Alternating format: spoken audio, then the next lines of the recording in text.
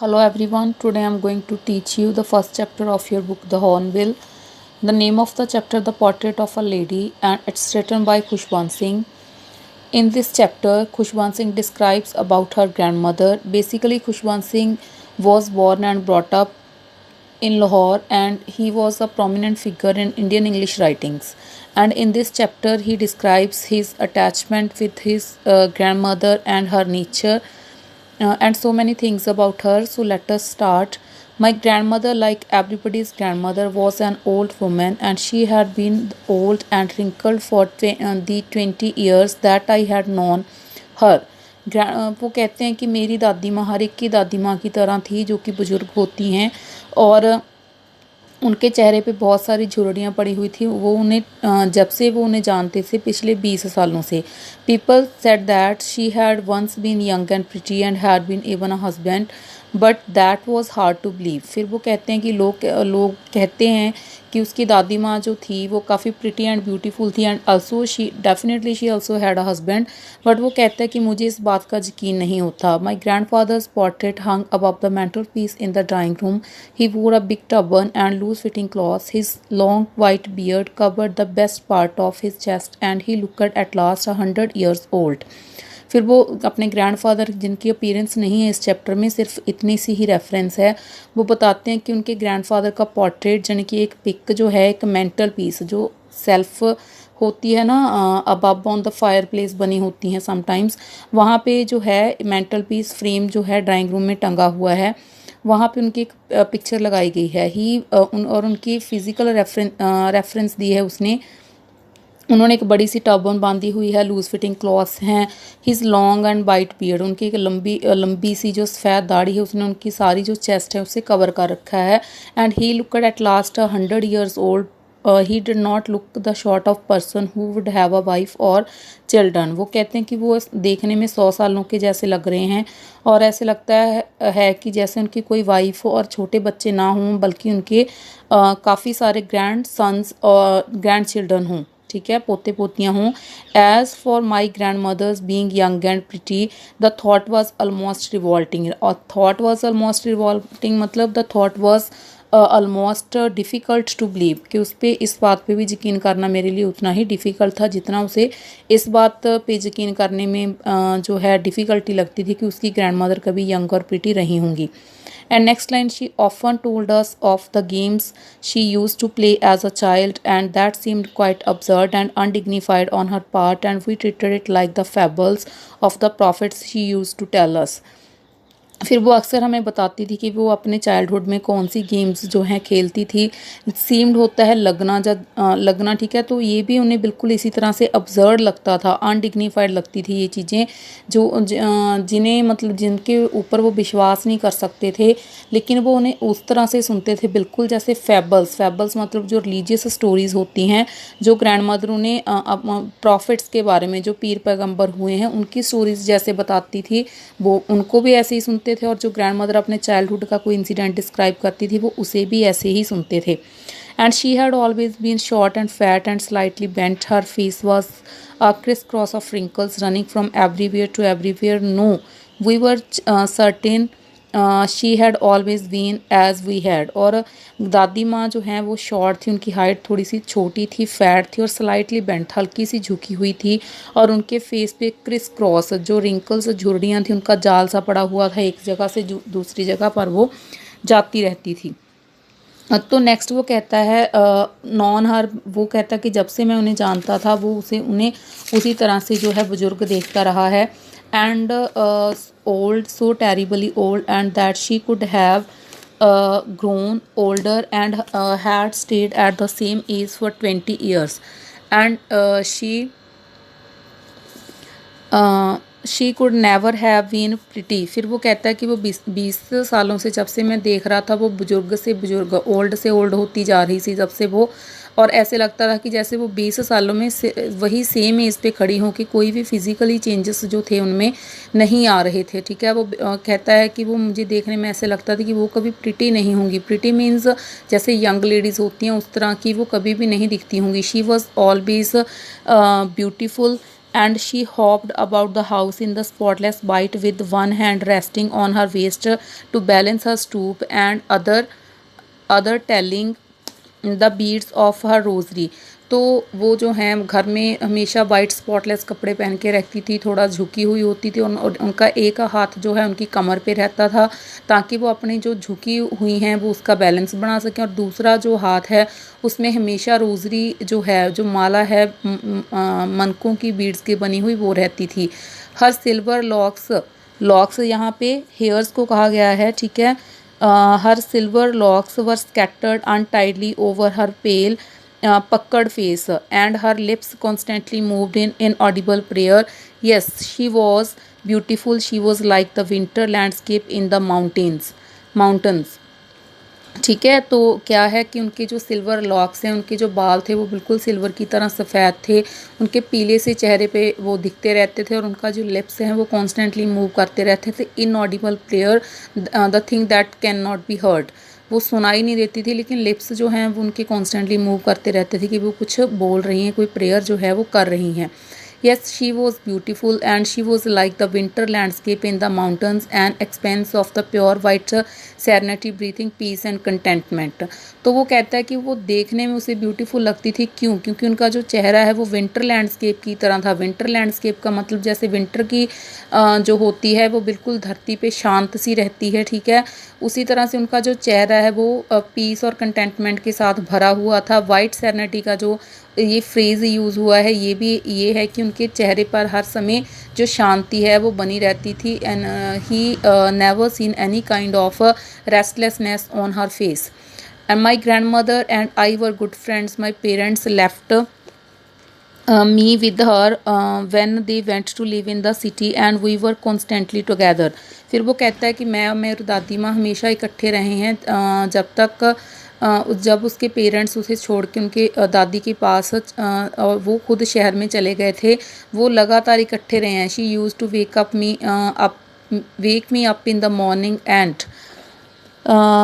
Gate me ready for school, वो मुझे सुबह जगा दिया करती और रोज़ स्कूल के लिए तैयार करती। She shed her morning prayer in a monotonous sing song. Monotonous मतलब जो है स्लो सा गुनगुनाना सा, सिंग सॉन्ग गुनगुनाना सा उनकी मॉर्निंग प्रेयर का चलता रहता था। इस ऐसे करते करते वो उसे उठा देती और स्कूल के लिए रेडी कर देती।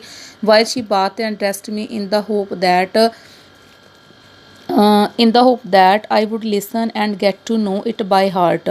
और वो जब उसे रेडी करते हुए she was sing song the prayer, उसके पीछे पर्पज़ ये होता था कि अगर मैं ऐसे वो मुझे तैयार करते हुए मेरे इर्द गिर्द उस प्रेयर को बोलती रहेंगी तो कहीं ना कहीं वो मुझे भी बाय हार्ट मतलब ओरल जो है वो याद हो जाएगी।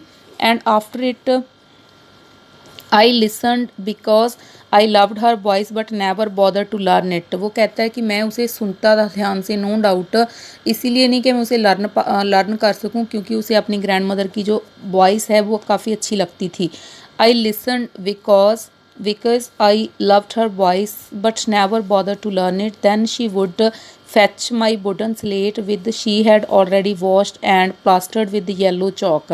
फिर वो कहता है कि वो मेरी जो हैं वुडन स्लेट मतलब जो पहले स्कूल प्रीवियस एंशियंट टाइम में स्कूल जो होते थे वो जैसे अब बच्चों को नोटबुक्स लगती हैं तब वो फट्टी पे लिखा करते थे, ठीक है, लकड़ का एक टुकड़ा फट्टी होती थी, पीस सा वुडन स्लेट थी, ठीक है, जिसे वो वॉश करके उसे येलो चॉक के साथ जो है प्लास्टर करके पहले से ही रेडी कर देती थी। टाइनी अर्थन इंक पॉट, एक छोटी सी शाई की दवात होती थी। एंड अ रेड पेन, और एक रेड पेन होता था। Tie them all in the bundle and hand it to me, वो सारी चीज़ों को बांध के एक बंडल में मुझे पकड़ा दिया करती थी। After a breakfast of thick stale chapati with little butter and sugar spread on it we went to school. फिर वो कहता है कि मुझे ब्रेकफास्ट में एक स्टॉल मतलब जो रात की बनी हुई चपातियों में से भी चपाती बचा लिया करती थी वो, ठीक है, और उस पर ही बहुत सारा बटर और शुगर लगा के मुझे दिया जाता था।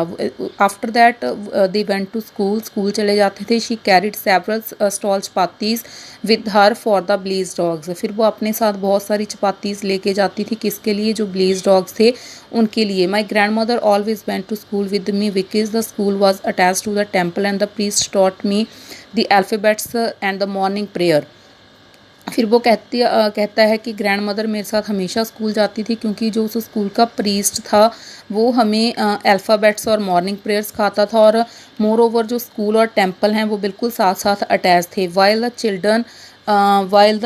Children sat in the rows on the other side of the veranda singing the alphabets और the morning or their prayers in the chorus, my grandmother sat inside reading the scriptures. Chorus होता है, ठीक है, इकट्ठे बोलना। तो वो कहता है कि जब बच्चे बरांडा की एक तरफ बैठ के अपना इकट्ठ में कॉरस साउंड में, ठीक है, अपने अल्फ़ाबेट्स या प्रेयर याद कर रहे होते थे, दादी माँ अंदर बैठ के स्क्रिप्चर्स जो हैं वो पढ़ती रहती थी। When we had both finished, जब हम दोनों अपना अपना काम फिनिश कर देते, we would walk back together, हम इकट्ठे वापस आ जाते। And this time the village dogs would meet us at the temple door, तो उस समय उनको जो बिलीज के सारे डॉग थे वो टेम्पल के बाहर मिलते। They followed us to our home growling and fighting with each other for the chapatis we threw to दम।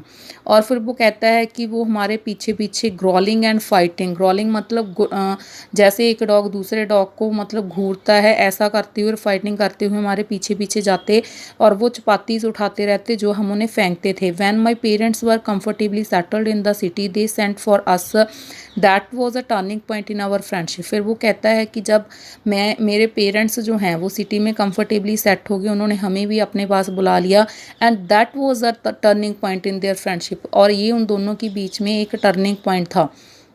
Although we shared the same room, my grandmother no longer came to school with me. चाहे हम, वो कहता है कि वहाँ पे जाके शहर में भी हम एक सेम कमरा जो है शेयर करते रहे, लेकिन फिर भी मेरी ग्रैंड मदर जो है मेरे साथ अब स्कूल नहीं जा सकती थी। I use to go to an English school in a motor bus, क्योंकि अब वो एक इंग्लिश स्कूल में एडमिट हो गया था और वहाँ पे मोटर बस पे जाया करते थे, ठीक है। There were no dogs in the streets and she took to feeding sparrows in the courtyard of our city house. तो वो फिर कहते हैं कि देयर वर नो डॉग्स, और ना ही वहाँ पे स्ट्रीट के जो डॉग्स थे वो थे जिन्हें वो जो है चपातीस डाल सकती। इसी वजह से उन्होंने कोर्ट यार्ड, जो सिटी शहर वाले घर का जो कोर्ट यार्ड था उनमें जो स्पैरोज आती थी वहाँ पे वो उस ग्रैंड मदर ने उन्हें फीड करना शुरू कर दिया। As the years rolled by, we saw less of each other, and for some time she continued to wake me up and get me ready for school. When I came back, she would ask me what the teacher had taught to me. और कुछ the years rolled by, जैसे जैसे साल आगे बढ़ते गए, we saw less of each other, हम एक दूसरे को मतलब कम मिलते, कम देखते। फॉर सम टाइम, कुछ समय के लिए दादी माँ ने जिस तरह से वो गांव की रूटीन थी उसे तैयार करना, स्कूल के लिए नहाना, उन्होंने वो कंटिन्यू रखा, ठीक है। और मुझे जब वो वापस आता उससे पूछा जाता कि टीचर ने तुम्हें जो है क्या पढ़ाया है, एंड वो जो रिस्पॉन्स था वो उनका ये मिलता रहता था। I would tell her English words and little things of western science and learning the law of gravity, Archimedes principles, a world being round etcetera. तो फिर वो कहता है कि मैं दादी माँ को वो सारी चीज़ें बताता कि किस तरह स्कूल में मुझे पढ़ाया गया है, कि इंग्लिश वर्ड बताए जाते, जो छोटी छोटी चीज़ें जो साइंस की हैं, कि अर्थ रिवॉल्व कर रही है, ठीक है, ग्रेविटी लॉज हैं, इस तरह की जो प्रिंसिपल मैथ्स और साइंस के थे बताए जाते थे। दिस मेड हर अनहैप्पी, लेकिन इन सारी चीज़ों से जो ग्रैंड मदर हैं वो काफ़ी अनहैप्पी फील करती थी।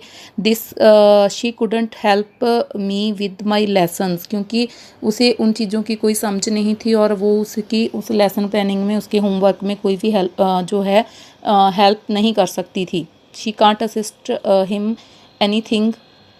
She didn't believe in the things they taught at the English school and was distressed that there was no teaching about God and the scriptures. पहली बात तो ये है कि वो थोड़ी सी ट्रेडिशनल थी, कंजर्वेटिव थी, ऑर्थोडॉक्स थी, तो इसी वजह से उसे ये लगता था कि अगर एजुकेशन होनी चाहिए तो गॉड की और स्क्रिप्चर्स की, रिलीजियस होनी चाहिए, लेकिन ऐसा इंग्लिश स्कूल में कुछ भी नहीं था। That's why somewhat she felt upset about it. और दूसरा जो भी चीज़ें वो आके बताता कि ग्रैंड मदर मुझे आज ये पढ़ाया गया है, ग्रैंड माँ मुझे ये पढ़ाया गया है, उन्हें उन चीज़ों में कोई भी विश्वास, जो मैथ और साइंस की जो चीज़ें थी उन पर विश्वास नहीं था। One day I announce that we were being given music lessons. और एक दिन अब वो कहता है कि जब मैंने आके दादी माँ को ये बताया कि हमें म्यूज़िक जो है पढ़ाया गया है, म्यूज़िक का लेसन दिया गया है, then she was very disturbed. तब वो और भी डिस्टर्ब्ड हो गई। क्यों? क्योंकि उनके लिए क्या था, to her music had the lewd association. Lewd मतलब बल्गर, ठीक है, जो मतलब बुरा माना जाता है, not for the decent folk, जो अच्छे लोगों के लिए नहीं होता है, उन्हें ऐसे लगा, ठीक है। It was the monopoly. Monopoly means monopoly of only for the business of the harlots. Harlots मतलब the people who does the work of prostitutions like it and meat for the gentle folk। और उन्हें ऐसे लगता कि था कि जो भले इंसान हैं, जेंटल फोक हैं, ये नाचना गाना उनका काम नहीं है। She said nothing but her silence meant disapproval. उन्होंने इसके बारे में कुछ नहीं कहा, लेकिन जो उनकी साइलेंट थी, ठीक है, वो उनका डिसअप्रूवल था। वो इस बात को बिल्कुल भी एग्री जो है नहीं करती थी कि मैं म्यूज़िक सीखूं, इस तरह का कुछ भी मुझे लेसन जो है म्यूज़िक के स्कूल में पढ़ाए जाएं। She rarely talk to me after that. और उसके बाद उन्होंने मेरे साथ बहुत ही कम बात की। When I went up to university, I was given a room of my own. The common link of friendship was snapped. Snapped मतलब ब्रेकअप, ठीक है। तो वो कहता है कि जब मैं यूनिवर्सिटी में चला गया तो उसकी स्टडी का बर्डन बढ़ गया, वो बड़ा भी हो गया, ठीक है।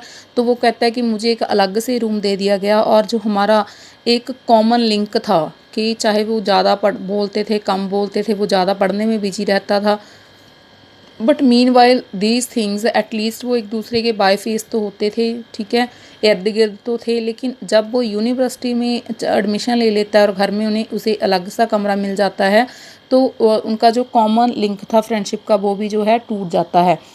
My grand mother accepted her seclusion with resignation. तो वो कहता है कि मेरी दादी माँ ने जो अपनी सक्ल्यूजन मतलब इजोलेशन, अकेलापन है, वो कहीं ना कहीं अस्वीकार करते हुए भी स्वीकार कर लिया। She rarely left her spinning wheel to talk to anyone. और वो ज़्यादातर वो कहता है कि वो बड़ी मुश्किल से ही अपना जो स्पिनिंग व्हील है वो छोड़ती, ठीक है, और किसी से कम ही बात करती। टॉक टू एनी वन मतलब कभी। From sunrise to sunset she sat by her wheel spinning and reciting prayers. ज़्यादातर वो क्या है कि अपने वो व्हील स्पिनिंग पे जैसे चरखा वगैरह काटना होता है, वो वहाँ ही बैठी रहती थी और वो अपने काम में बिजी रहती, और she was reciting the prayer, और हर समय प्रेयर करती रहती। Only in the afternoon she relaxed for a while to feed the sparrows. और सिर्फ दोपहर में ही वो अपने आप को कंफर्टेबल करती थी जब वो स्पैरोज को फीड करती थी, क्योंकि उसने ये एक सब्सिट्यूट कर लिया था ना कि डॉग्स नहीं थे शहर में जैसे गांव की स्ट्रीट्स में थे, तो वो जो चपातीज़ हैं वो स्पैरोज को डालने लग गई थी in the afternoon. While she sat in the veranda breaking the bread into little bits. जब वो रोटियों को छोटे छोटे टुकड़ों में काटती थी, तोड़ती थी, ठीक है, बरांडा में बैठ के, hundred of little birds collected around her creating a veritable bedlam of chirpings. तो बहुत से ही हज़ारों से पंछी जो हैं इकट्ठे होके बेल्डम नॉइसी रौला रप्पे वाली जो चिपिंग है वो करते थे। Some came and perched on her legs, other on her shoulders and some even sat on her head. तो वो पक्षी उसके ऊपर ऐसे कोई सर पे कोई पाँव पे, ठीक है, इस तरह से बैठ जाते थे। It used to be the happiest half hour of the day of her.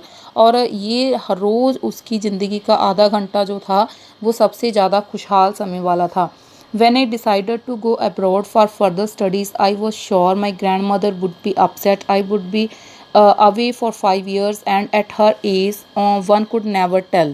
और फिर वो कहता है कि जब मैंने अब्रॉड जाना था फर्दर स्टडीज़ के लिए, आई वॉज श्योर, मुझे पक्का यकीन था, शी वॉज अपसेट, कि वो पक्का अपसेट हो जाएंगी। She would away for 5, I would away from her for 5 years, क्योंकि मैं उससे लगातार कोई 1-2 दिन नहीं, पूरे 5 सालों के लिए दूर जाने वाला था। और at her age no one could never tell. और उनकी एज के बारे में कोई कुछ नहीं बता सकता था, क्योंकि बुजुर्ग हैं, क्या पता 5 सालों तक रहें ना रहें। But my grand mother could. फिर वो कहता है कि लेकिन मेरी ग्रैंड मदर बता सकती थी। She was not even sentimental, और लेकिन ये जानने के बाद वो बिल्कुल भी सेंटिमेंटल इमोशनल नहीं हुई। She came to leave me at the railway station but did not talk or show any emotions. वो मुझे रेलवे स्टेशन तक छोड़ने आई, लेकिन उन्होंने किसी भी तरह के कोई भी सेंटिमेंटल कोई भी इमोशंस जो हैं मुझे नहीं दिखाए।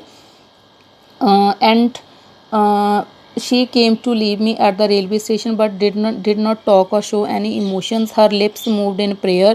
वो तब भी जो है अपनी प्रेयर करने में ही बिजी थी। Her mind was lost in prayer, उनका जो ध्यान है वो प्रेयर करने में ही लगा हुआ था।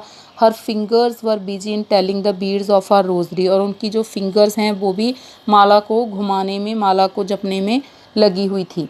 Silently she kissed my forehead, and when I left cherished the moist imprint as perhaps the last sign of physical contact between us. तो वो कहता है कि जब वो मुझे बिल्कुल साइलेंटली कुछ बात नहीं करती, बोलती नहीं, because she was busy in her prayers at that railway station, तो वो फिर वो जब उसे किस करती हैं फॉरहेड पे, जो last imprint of her lips on her forehead, जो वो निशान होता है, जो टच होता है, उसे ऐसे लगता है कि that may be the last physical contact between us, के दादी पोते के बीच में ये सिर्फ लास्ट एक फ़िज़िकल कॉन्टैक्ट है। But that was not so, लेकिन ऐसा कुछ भी नहीं हुआ, क्योंकि उसे लगा था कि शायद ये जो हमारी मीटिंग है ये लास्ट है, इसके बाद पता नहीं वो मेरे मतलब फॉर द नेक्स्ट 5 years वो ज़िंदा होंगी या नहीं होंगी। But that was not so, लेकिन ऐसा कुछ भी नहीं हुआ। And after 5 years I came back home and was met by her at the station, और 5 सालों बाद जब मैं वापस आया अपने घर तो उसे स्टेशन पे देखा। And she did not look a day older, और वो 5 सालों के बाद एज इट इज़ ही दिख रही थी, और एक भी दिन बिल्कुल भी बुजुर्ग नहीं लग रही थी। जैसे वो उसे छोड़ के गया था बिल्कुल उसी तरह से थी। And she still had no time for words, और तब भी उसके पास शब्दों के लिए टाइम नहीं था। शब्दों मतलब वर्ड्स के लिए टाइम नहीं था, बातों के लिए टाइम नहीं था। And while she clasped me in her arms I could hear her reciting her prayers, और जब उसने मुझे अपनी बाहों में लिया, उन्होंने वो उसे मिला, तब भी उसके कानों में जो उनकी आवाज़ थी वो प्रेयर की चल रही थी। Even on the first day of my arrival her happiest moment were with her sparrows, और जब वो कहता है कि मैं 5 सालों बाद घर पे आया, तब भी उसका सबसे ज़्यादा जो हैप्पीस्ट मोमेंट था वो भी स्पैरोज़ के साथ ही था। उसने उसी तरह से दोपहर को स्पैरोज़ को जो है क्रम्स ऑफ द ब्रेड डाले, and whom she fed longer and with the frivolous rebukes. Frivolous मतलब नॉन सीरियस, हल्का सा डांटना किसी को, रिब्यूक्स होता है डांटना, फ्रेबुलियस मतलब non serious. And in the evening a change came over हर, लेकिन शाम को उसमें एक बड़ा चेंज आया। शी डिड नॉट प्रे, और उस समय वो प्रे नहीं कर रही थी। And she collected the women of the neighbourhood, और उसने आंट गुआंट की सारी जो औरतें थी, वीमेंस थी, उन्हें इकट्ठा कर लिया। गॉट एन ओल्ड ड्रम, और एक पुराना सा ढोल उठाया। एंड स्टार्टिंग टू सिंग, और गाना बजाना जो है शुरू कर दिया। फॉर सेवरल आवर्स शी थम्पड़, थम्पड़ होता है बजाना, ठीक है, और कई घंटों तक उसने उस ढोल को जो बजाया है। And seizing skin of the dilapidated drum. Dilapidated मतलब होता है, मतलब जैसे कि रोंगटे खड़े करने वाली जो ड्रम की बीट है, जो मतलब विदाउट एनी केयर इतना नॉइस करने वाला जो है उन्होंने बजाया। And Singh of home coming of warriors, और ऐसे सॉन्ग गाए जैसे कि योद्धाओं के आने पर गाए जाते हैं। वॉरियर्स जो वॉर को लड़के आते हैं उनके लिए गाए जाते हैं, for their welcome. We had to persuade her to stop to avoid overstraining, और वो कहता है कि हमने काफ़ी कोशिश की कि ये जो ओवर स्ट्रेनिंग है ये वो कर रही हैं, ठीक है, वो छोड़ दें, इतना धक्का अपने साथ जो है शरीर के साथ ना करें। हम उन्हें रोकने की, मनाने की कोशिश कर रहे थे कि बस बहुत है। That was the first time since I had known her that she did not pray, और वो कहता है कि मेरी ज़िंदगी में जब से खुशवंत सिंह जी ने, ऑथर ने होश है जो संभाला था, उनके लिए ये फर्स्ट टाइम था कि उन्होंने पहली बार देखा हो कि उनकी ग्रैंड मदर ने जो प्रेयर है वो नहीं की है। The next morning she was taken ill, और दूसरी सुबह जो है वो बीमार पड़ जाती हैं। It was a mild fever, थोड़ा सा हल्का सा बुखार था। And the doctor told us that it would go, और डॉक्टर कहता है कि हल्का सा बुखार है, चला जाएगा। But my grand mother thought differently, लेकिन दादी माँ डिफरेंटली सोच रही थी। क्या सोच रही थी कि येस्टरडे शी डिडंट प्रे, कल उन्होंने प्रेयर नहीं की है। And she told us that her and was near, और वो कह रही थी कि नहीं, उनका जो एंड है वो नियर आ गया है। And she said that since only a few hours before she close to the last chapter of her life, और वो कह रही थी कि कुछ ही घंटों में जो उनकी लाइफ का चैप्टर है वो ख़त्म हो जाएगा, थोड़े से ही घंटे जो हैं बचे हैं। And she had omitted to pray, और उनके लिए ये ज़रूरी था, ठीक है। और वो कहती हैं कि शी ओमिटेड टू प्रे, उन्होंने निगलेक्ट किया था प्रे करना, अब वो ऐसा करना नहीं चाहती थी। She was not going to waste any more time talking to us, और वो कहती हैं कि वो कोई भी समय व्यर्थ नहीं गंवाना चाहती हैं बिना प्रेयर किए। And we protested but she ignored our protests, हमने इस बात का विरोध किया क्योंकि उन्हें फीवर था, ठीक है, रेस्ट करनी चाहिए, लेकिन उन्होंने हमारी कोई भी बात है जो वो नहीं मानी। एंड शी ले पीसफुली, और वो बड़ी शांति से लेट जाती हैं in bed, praying and telling her beads, जो कि शांति से ही जो अपनी प्रेयर हैं करती रहती हैं, जो टेलिंग हर बीड्स, जो अपनी माला के मनके हैं उन्हें घुमाती रहती हैं। And even before we could suspect, इससे पहले कि हमें थोड़ा सा भी शक होता कि उनकी कोई फिजिकल कंडीशन ख़राब हो रही है, हर lips stopped moving and the rosary fell from her lifeless fingers, उनके जो लिप्स हैं वो मूव करना बंद कर गए, और उसकी जो फिंगर्स हैं वो लाइफलेस हो चुकी थी, और उनमें से जो माला है वो नीचे गिर गई थी। A peaceful pallor spread on her face and we knew that she was dead. पेलर होता है पीलापन, पेलनेस, एक बड़ी ही शांत सा पीलापन उनके चेहरे पे आ गया, जिससे हम देख सकते थे शी वॉज नो मोर, अब वो नहीं हैं। And we lifted her off the bed and as is customary, lifted her off मतलब उन्होंने बेड से उतारा उसे, जैसे कि कस्टमरी है, जैसे रिवाज है लोगों के यहाँ। And lead her on the ground and covered her with a red shroud, और उन्हें ग्राउंड पे लिटाया गया, और रेड श्राउड, श्राउड मतलब जो कफन होता है, cloth that was used to cover the dead body of a person, ठीक है। After a few hours of morning we left her alone to make arrangements for her funeral, और कुछ समय मॉर्निंग मतलब अफसोस करने के बाद हमने उन्हें अकेला छोड़ दिया ताकि उनके फ्यूनरल मतलब संस्कार के जो इंतज़ाम है वो किए जा सकें। In the evening we went to her room with a crude stretcher to take her to be cremated, और इवनिंग में हमने एक स्ट्रेचर लेके आए ताकि उन्हें क्रेमेट किया जा सके, संस्कार किया जा सके उनका। The sun was setting and had lit her room and veranda with the blaze of golden light, सूरज जो है छिप रहा था, और एक गोल्डन लाइट, जब छिपते हुए एक येलोपन सा आता है ना, जब सूरज डूब रहा होता है, तो वो जो है वो लाइट जो है उनके बरांडा से उनके रूम में जाती है। And we stopped halfway in the courtyard, और हम वी स्टॉप, हाँ, कोर्ट यार्ड, हम बेरे के मिड वे में रुक जाते हैं। All over the veranda and in her room right up to where she lay dead stiff wrapped in the red shroud thousands of sparrows sat scattered on the floor, वो देखते हैं कि जिस जगह पे वो लेटाई गई थी, ठीक है, वो रेड कपड़े में वो जो है कफन में लेटी हुई थी, वहाँ पे थाउजेंड्स ऑफ स्पैरोज जो हैं वहाँ पे आके बैठ जाती हैं। And there was no chirping, और किसी भी तरह की चहचहाट जैसे कि वो पहले करती थी, ऐसा कुछ भी नहीं होता है। And we felt sorry for the birds and my mother sparrow scattered. There was no chirping. We felt sorry for the birds and my mother fetched some bread for them. हमें उन पंछियों के लिए दुख हुआ, और मेरी मदर जो है उनके लिए जो रोटी है वो लेके आई। She broke it into little crumbs, और उसने इनको छोटे छोटे टुकड़ों में बांट दिया।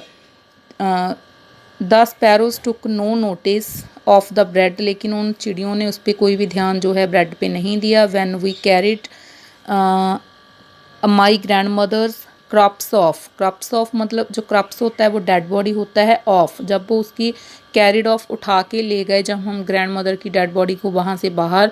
दे फ्ल्यू अवे क्वाइटली, वो वहाँ से चुपचाप उड़ जाती हैं। Next morning the sweeper swept the bread crumbs into the dustbin, और दूसरे दिन मॉर्निंग में जब स्वीपर आया, झाड़ू लगाने वाला आया, उसने जो सारी की सारी वो रोटियां थी वो इकट्ठी करके डस्टबिन में डाल दी। So this is all about your chapter the portrait of the lady. और बच्चे ये इसी वजह से दोबारा से शुरू किए गए हैं क्योंकि